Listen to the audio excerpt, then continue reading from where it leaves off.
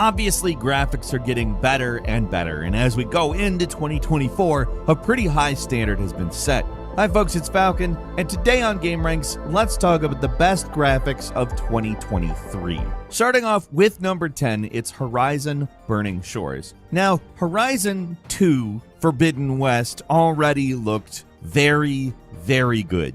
It was made for both the PlayStation 4 and 5, but still, man, is it a good-looking game. That being said, the Burning Shores DLC, which was exclusive to the PS5, looks even better. The highlight, of course, is the Burning Shores themselves. They're vibrant, they're detailed. I mean, look at this. This is by far the most fantastical environment we have seen in these games, and wow, is it a cool place. When you think about what's possible on PS4 hardware, it's really well beyond that. The giant cliffs, the ruined skyscrapers, the volcano, the sky, it all looks incredible, and it's on a scale that just wouldn't be possible if the DLC came to both PS4 and 5.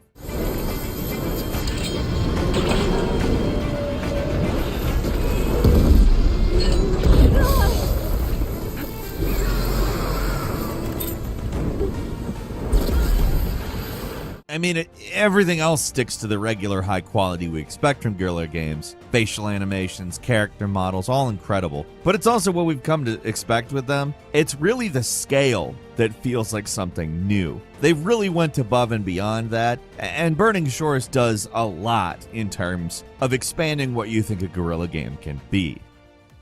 At number 9 is Cyberpunk 2077 Phantom Liberty, DLC that basically feels like a sequel. The new area, Dogtown, is intricately detailed and dense. The first time you enter the bazaar, it's just like, wow. So this is what Cyberpunk can look like. And that's not to say that they were a slouch in the main game. Once all of the crap got ironed out, everybody kind of looked at Cyberpunk as a very high quality, incredible looking game. And this is above and beyond that. It really shows off the amount of detail possible in an open world action game. Like, every mission looks fantastic and is filled with these bespoke elements that don't get repeated. I mean, it's really, really impressive.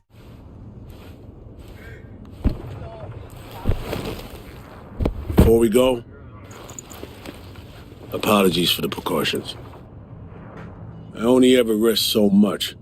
Sometimes it's just safer to shove the barrel of a Malorian between a Choom's ribs, even if he is on your side. The new characters, of course, look incredible, especially Idris Elba as Solomon Reed. It's probably one of the best celebrity performances ever in a video game. Just amazing in terms of like the subtle things that Idris Elba does as an actor. That isn't to dump on Keanu Reeves, who also, he's Keanu Reeves. I'm not 100% sure I would put him on the same caliber of actor as Idris Elba, but he does have a charisma that few people have. Also, his performance in Phantom Liberty is pretty damn good anyways. And Phantom Liberty is always throwing you in these really unique and interesting situations and encounters. It's a roller coaster ride of visually stunning environments and characters. I mean, we've talked about Phantom Liberty a lot in tons of detail, but it really does make Cyberpunk 2077 feel like a new game, and it sets a very high standard for open world action games. At number 8 is Final Fantasy XVI. So this is a game with very good graphics, generally way above average. But if we want to highlight one thing about them, it's the icon battles. These things are totally insane. They've got these crazy seamless transitions between cutscenes and combat. The monster designs are cool as hell. It just takes spectacle in video games to the next level. And the game, it normally looks really good in cutscenes. It's just a lot more subtle. It's not always flashy like the icon battles. Unfortunately, the later half of the game likes to bathe areas, like full areas, in this kind of sickly purple light that's not super appealing. There's honestly parts of this game that are kind of ugly, to be frank, but when it looks good, it looks really, really good. Again, cutscenes are really nice. They have these fantastic character models, very cool fantasy designs, tons of subtle little world-building details in the background. Just top-notch environments. There's so many locations in the game that are crazy detailed, and we only see it for a few seconds in like a cutscene. It's kind of crazy the amount of effort that went into stuff that, I mean, we see in passing. But again, the real star of the show are the icon battles, where your main dude turns into a giant monster and goes absolutely nuts. The amount of effort that got put into each one of these battles is gargantuan, and it shows in every single frame.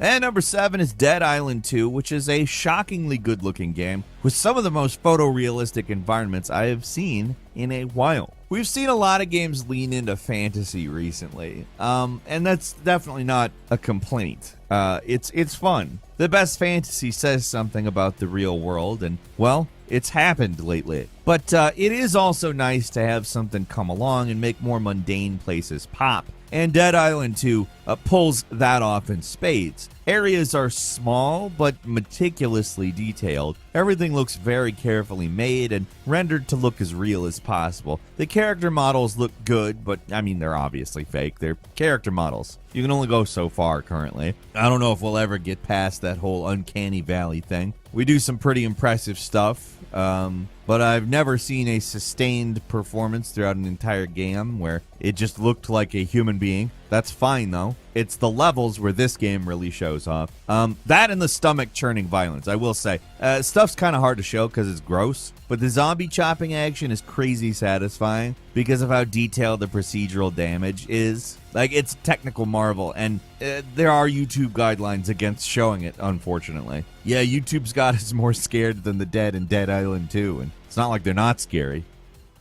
And number 6 is Portal Prelude RTX. Hey, you like Portal, right? I know I do. Portal and Portal 2 are perhaps some of my favorite games in existence. And the thing about Portal is it has very simple, very minimalistic graphics, a style that doesn't attempt to push beyond the clinical. I mean, obviously, once you get through Portal 2, you get into the, more messed up test chambers. But Portal, the original, and particularly Portal Prelude RTX, are generally that clinical test chamber thing, and it really looks cool when you throw in the ray tracing. You got RTX and DLSS 3, and that really makes a big difference with Portal. I mean, those aren't the only changes. You get the ray trace reflections, you get lighting, shadows, tons of amazing stuff. Like, if you're annoyed with games where it's kind of hard to tell the difference between ray tracing being on or being off, it's like night and day in this. Such a massive step up visually. And number 5 is a Jusant. I'm not French, though, so I'm always tempted to call it Jusant. This is a very different game. It's got a very novel control scheme that definitely takes things above and beyond, but also it really reminds me of if you decided to take all of the climbing in like Tomb Raider or Uncharted and just went all out, making it into the mechanic of the game. Like I said, the controls are a little more complicated, but it's a very cool game.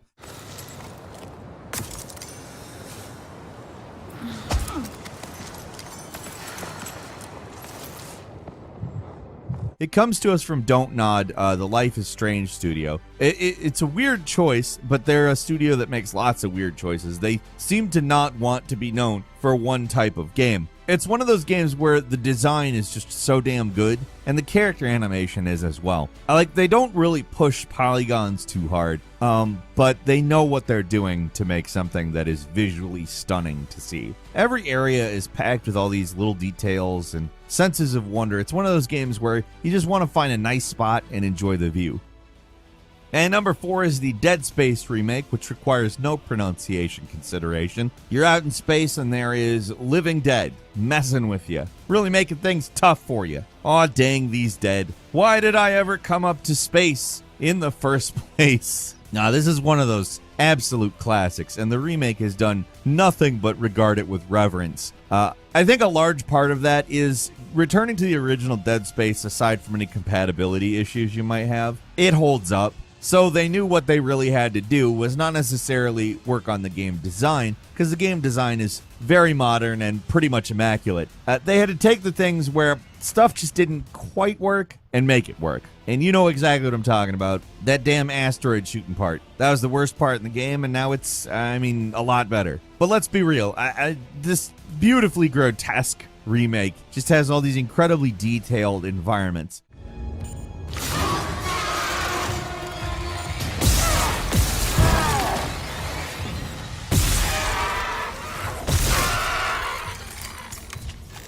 Everything looks stunning, but at the same time, it looks like Dead Space. All the ray tracing really ups the game. You get the ambient occlusion, you get the fog effects. It all looks so good. And the faces, definitely a big step up from the original, but the levels are what we're here for. The necromorphs, also more disgusting than ever. There's new ways to mess them up because they really did go in on making the dismemberment system better. And just a good-looking game all around. Really fun, too.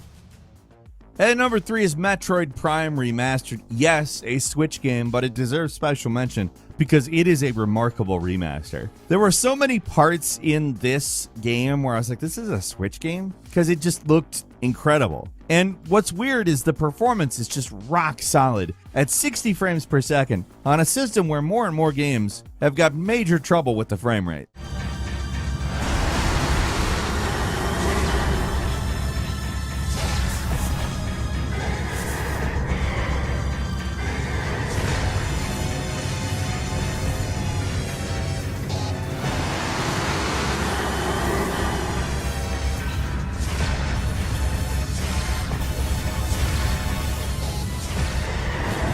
And the thing is this is a stylized game, so perfect realism was never necessarily the goal. And the GameCube original still looks good.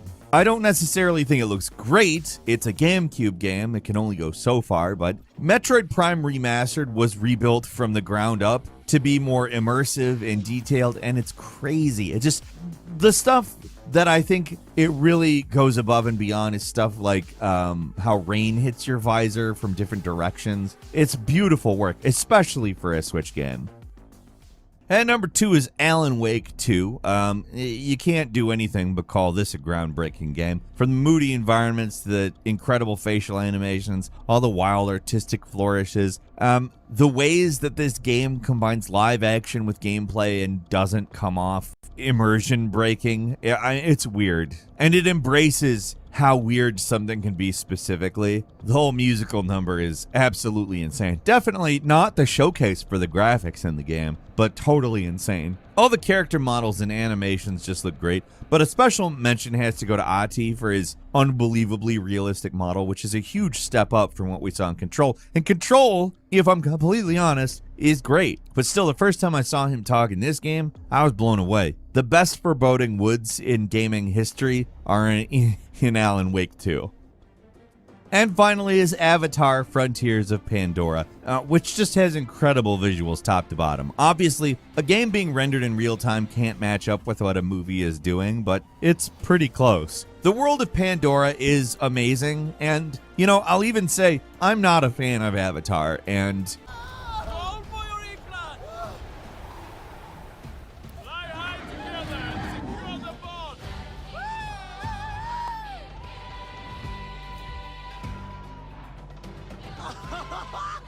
Yes!